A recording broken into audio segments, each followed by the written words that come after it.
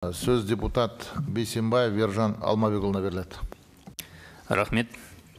Ақ жол фракциясының депутаттық сауалы премьер-министрдің орынбасары Жамабаевқа.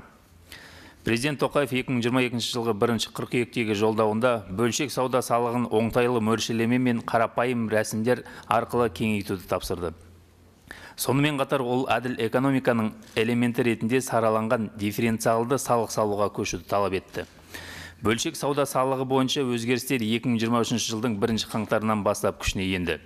Алайда, тәжірибемен шағын кәсіпкердің Ақ жол партиясына жолдаған көптеген өтініштері көрсетіп отырғандай, бөлшек сауда салығын қазіргі қалпына енгізу президент алға қойған міндеттерді шеше алмады. Мәселен, егер бұрын арнайы салық режимінде шағын бизнес 3% төлесе, енді 4%-дан 8%-ға дейін төлеуі тиіс. Яғни, шағын бизнес үшін жеңілдіктің орнына салық салмағы арта түсті. Мәслихат мөлшерлемені 2%-ға дейін төмендетуге құқылы. Бірақ билік жергілікті бюджетті артыруға мүдделі болғандықтан, мұндай төмендету әзірге ешбір өңірде қабылданған жоқ.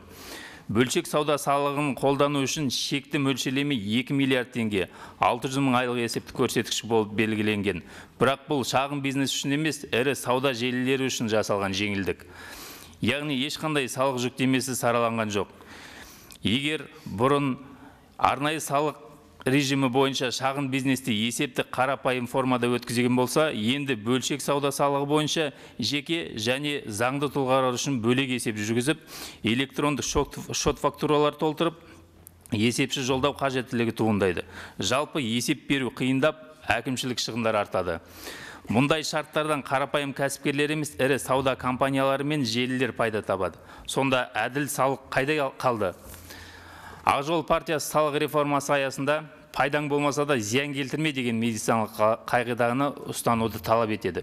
Кез келген салықтық өзгерістерде шағын және орта бизнестің қазіргі жағдайын нашарлатуға болмайтынын ескерілуі керек.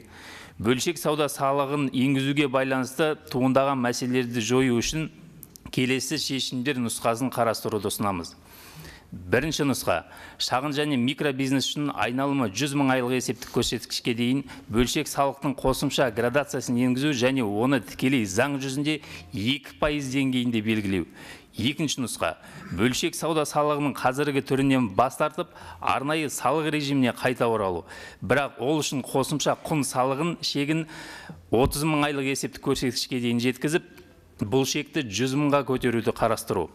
Үшінші нұсқа, Ақ жол партиясының шағын және микробизнесті патенттік жүйеге көшіру, ол үшін патент бойынша айналым шегін 30 мың айлық есептік көрсеткішке дейін арттыру және 5 қызметкерге дейін жұмысқа қабылдауға рұқсат беру туралы ұсынысын қайта қарастыру. Құрметпен Ақ жол фракциясының депутаттары.